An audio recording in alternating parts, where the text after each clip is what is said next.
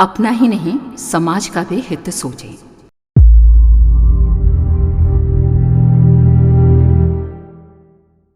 समाज के विकास के साथ ही व्यक्ति के विकास की संभावना जुड़ी है।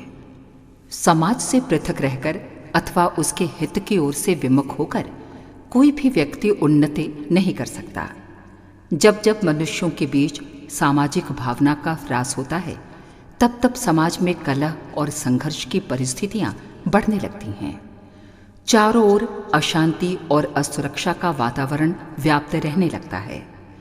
समाज की प्रगति रुक जाती है और उसी के साथ व्यक्ति की प्रगति भी।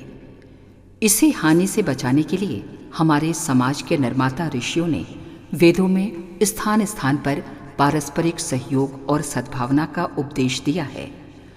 ऋग्वेद में बताया गया है, अज्येष्ठासो अकनिष्ठास एते समभ्रातरो वा वृद्धो सौभगाय।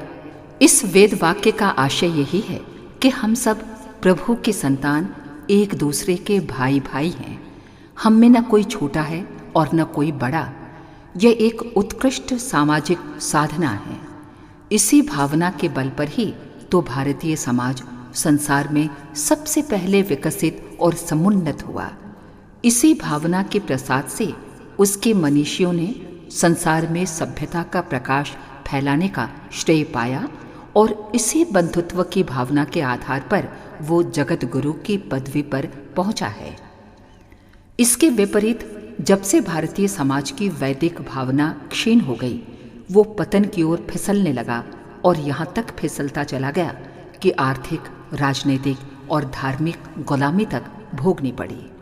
किंतु अब वो समय फिर आ गया है कि भारतीय समाज अपनी प्राचीन बंधु भावना को समझे, उसे पुनः अपनाएं और आज के अशांत संसार में अपने वैदिक आदर्श की प्रतिष्ठा द्वारा शांति की स्थापना का पावन प्रयत्न करे।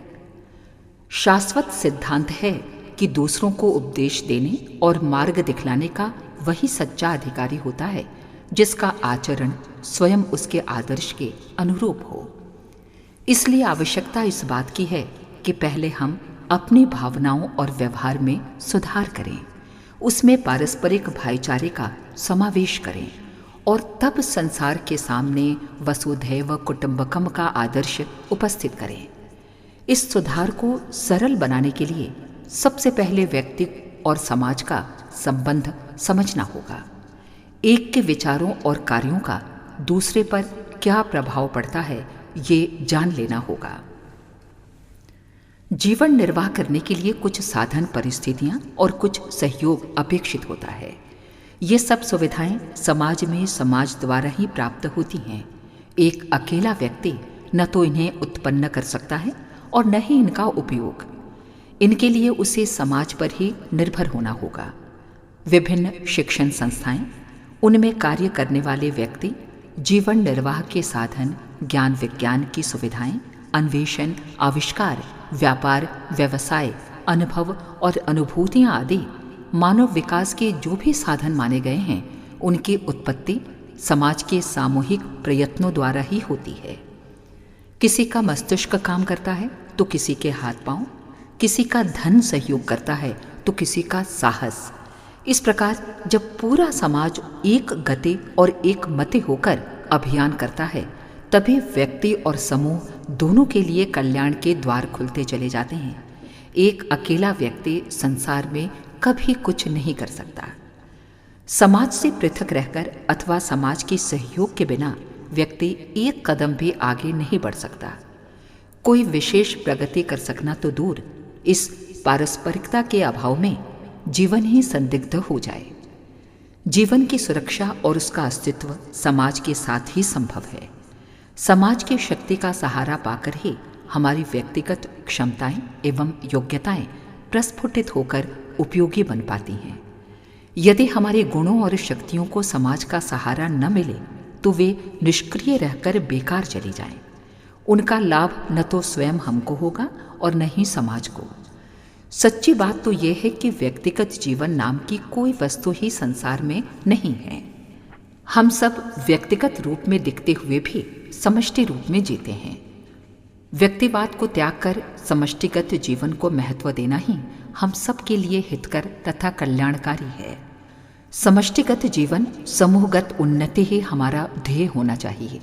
ये जितना विकसित और शक्तिशाली बनता जाएगा, उसी के अनुपात से हमारा व्यक्तिगत जीवन भी चढ़ता जाएगा। समाज जब समग्र रूप से निर्बल हो जाता है तो उस पर सामूहिक संकटों का सूत्रपात होने लगता है। उस सामूहिक संकट से व्यक्तिगत रक्षा कर सकना संभव नहीं होगा। निर्बल समाज पर जब बाहरी आक्रमण होता है अथवा कोई संक्रामक रोग फैलता है, तब व्यक्ति उससे अपनी रक्षा कर पाने में सफल नहीं हो पाता। फिर वो अपने आप में कितना ही शक्तिशाली एवं स्वस्थ क्यों ना हो, ऐसी समूहगत संक्रांति से सामूहिक रूप से ही रक्षा संभव हो पाती है। समाज की शक्ति ही व्यक्ति की वास्तविक शक्ति है। इस सत्य को कभी भी भूलना नहीं चाहिए। अपनी शक्ति का उपयोग एवं प्रयोग भी इसी दृष्टि से करना चाहिए, जिससे हमारी व्यक्तिगत शक्ति भी समाज की शक्ति बने और उलटकर वो व्यापक शक्ति हमारे लिए हितकारी बन सके। समाज की शक्ति ही व्यक्ति की वास्तविक शक्ति मानी गई है। व्यक्ति का अकेला शक्तिशाली होना कोई अर्थ नहीं रखता। इसलिए समाज को शक्तिशाली बनाने के लिए हमें चाहिए कि हम अपने समग्र व्यक्तित्व को उसमें ही समाहित कर दें। जो कुछ सोचें, समाज को सामने रखकर सोचें। जो कुछ करें, समाज के हित में करें। यदि हम ऐसी समष्टि चेतना को स्थान नहीं देते और अपने व्यक्तित्व की सत्ता की अलग कल्पना कर उसी तक सीमित रहते हैं, तो एक प्रकार से समाज को निर्बल बनाने की गलती करते हैं। हमारी ये अहंकारपूर्ण भावना समाज का विरोधी कार्य होगा। इसका कुप्रभाव समाज पर पड़ेगा ही, पर हम स्वयं भी इसके असहयोग से अछूते न रह सकेंगे। हमारा ये सामाजिक पाप प्रकाश में आ जाएगा और तब हमको पूरे समाज के आक्रोश तथा असहयोग का लक्ष्य बनना पड़ेगा। हम जैसा करेंगे वैसा ही भरना होगा। इस न्याय से बच सकना संभव नहीं है। इस संकीर्ण मनोवृत्ति का कुप्रभाव मनुष्य के व्यक्तित्व पर एक प्रकार से और भी पड़ता है। वो है उसका मानसिक पतन। ऐसे असामाजिक वृत्ति के लोगों का अंतर्मन आलोकहीन होकर दरिद्र बन जाता है। उसकी सोचने और समझने की शक्ति न्यून हो जाती है। उसकी क्षमताओं, योग्यताओं और विशेषताओं का कोई मूल्य नहीं रहता। असामाजिक भाव वाले व्यक्तियों की शक्ति को समाज अपने लिए खतरा समझने लगता है और कोशिश करता है कि वे जहाँ की तहाँ निष्क्रिय एवं कुंठित होकर पड़े रहें। उन्हें विकसित अथवा सक्रिय होने का अवसर न मिले। ऐसे प्रतिबंधों के बीच कोई असहयोगी व्यक्ति अपना कोई विकास कर सकता है, ये सर्वथा असंभव है। समाज के निषेध से जहाँ व्यक्ति की असाधारण शक्ति भी सीमित और वृथा बन जाती है, वहाँ समाज में समाहित होकर किसी की न्यून एवं साधारण शक्ति भी व्यापक और असाधारण बन जाती है। अपनी एक शक्ति समाज के साथ संयोजित कर व्यक्ति असंख्य शक्तियों का स्वामी बन सकता है। समाज को अपनी शक्ति सौंपकर उसकी विशाल शक्ति को अपनाने के लिए हमें चाहिए कि हम अपने भीतर सामूहिक भावना का विकास करें। हमारा दृष्टिकोण जीवन के क्षेत्र में अपने भर से प्रेरित न होकर समाज की मंगल भावना से प्रेरित हो। हम अपना कदम उठाने से पहले अच्छी तरह ये सोच लें कि इसका प्रभाव समाज पर क्या पड़ेगा। यदि हमें अपने उस कदम से समाज का जरा भी अहित दिखलाई दे तो तुरंत ही उसे स्थगित कर देना चाहिए। हमारे लिए वे सारे प्रयत्न त्याज्य होने चाहिए जिनमें व्यक्तिगत लाभ भले ही दिखता हो, पर उससे समाज का कोई अहित होने की संभावना न हो। मनुष्य एक सहकारी प्राणी है। सहकारिता ही उसकी आद्यावधि प्रगति का केंद्रीय कारण एवं आधार है। एकाकी मनुष्य की तो अस्तित्व रक्षा भी असंभव है। जन्म से लेकर विकास की विभिन्न मंजिलों को पार करते हुए मृत्यु की गोद में सोने तक मनुष्य औरों का मोहताज होता है। फिर प्रेम, सदाचार, सेवा, न्याय नीति, सौजन्य, सौहार्द, उदारता, सहानुभूति आदि आनंददायक प्रवृत्तियों की तो बात ही क्या। एकाकी मनुष्य के लिए तो उनसे परिचित हो पाना भी संभव नहीं।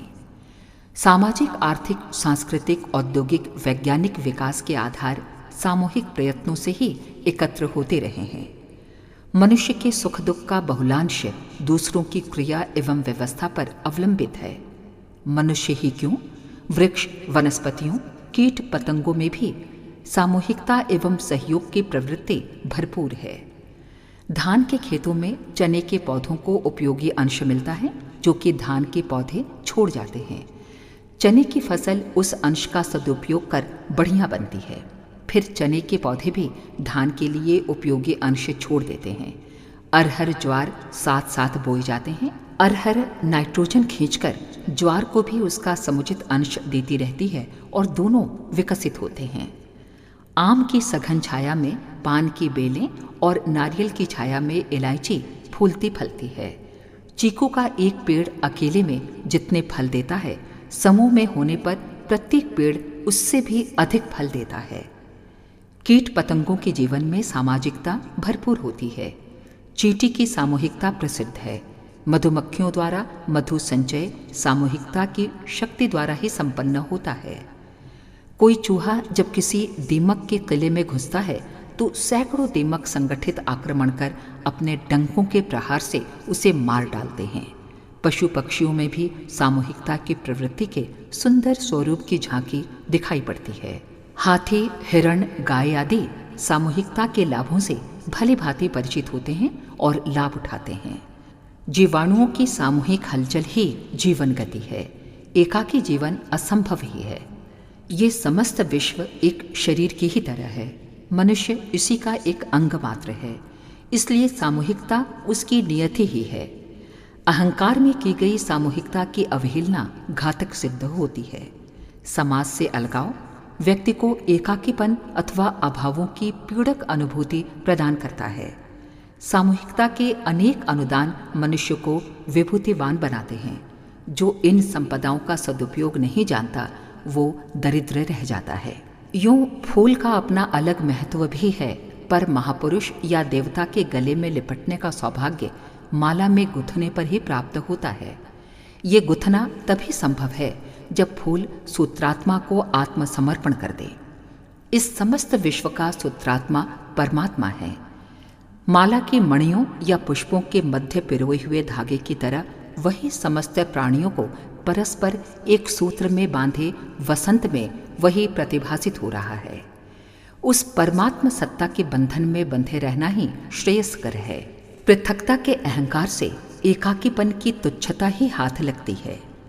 विशाल सागर की हिलोरों में से प्रत्येक लहर का अस्तित्व भिन्न दिखाई तो पड़ सकता है, पर अलगाव की आकांक्षा उन्हें बिखराव ही देगी। वे क्षण भर में प्रचंड सूर्य किरणों से वाष्पीकृत हो जाएंगी या किसी गड्ढे में पड़कर सूख जाएंगी। उनकी सरसता समाप्त हो जाएगी। ज्वार भाटे का दृश्य वे सामूहिकता द्वारा ही पैदा करती रहती हैं तथा स्वयं भी उन जीवन क्रीड़ाओं का आनंद लेती रह सकती हैं। गरजती हुई ध्वनि नौकाओं को उलट देने वाली शक्ति भी तभी तक है जब तक वे अपने पृथक अस्तित्व की मूढ़ आकांक्षा नहीं पालती। ईंटों की सामूहिकता विशाल और आकर्षक भवन के रूप में गरिमा मंडित होती है। बादल की अंशभूत बूंदें मुक्त विहार तथा लोक जीवन में रस संचार की सुविधा एवं गौरव अर्जित करती है। पुर्जों का समन्वय ही मशीन के रूप में बड़े बड़े क्रियाकलाप संपादित करता है। योद्धाओं का समूह ही सेना कहलाता है और कर्मचारियों का संगठित स्वरूप विशेष ही शासन तंत्र बनता है। अंतरिक्ष यात्राएं वैज्ञानिकों के सामूहिक प्रयासों का परिणाम है। मानव को उपलब्ध संपूर्ण ज्ञान राशि ही सामूहिक साधना और अनुभूति का परिणाम है। ज्ञान, विज्ञान और जीवन की प्रत्येक क्षेत्र में क्रियाशीलता का एकमात्र आधार सामूहिकता ही है। वस्तुतः व्यक्ति समूह का एक अविच्छिन्न घटक मात्र है। सामूहिकता में ही उसका विकास संभव है। व्यक्तिवाद, संकीर्णता से प्रेरित क्षुद्र स्वार्थ साधनाएं उसे दरिद्र और दयनीय बनाती हैं। दूसरों को पीछे छोड़कर एकाकी आगे बढ़ जाने की नई योजनाएं अंततः अप्रत्याशित आपत्तियों से घिरे असफलता में ही जाकर खत्म होती है।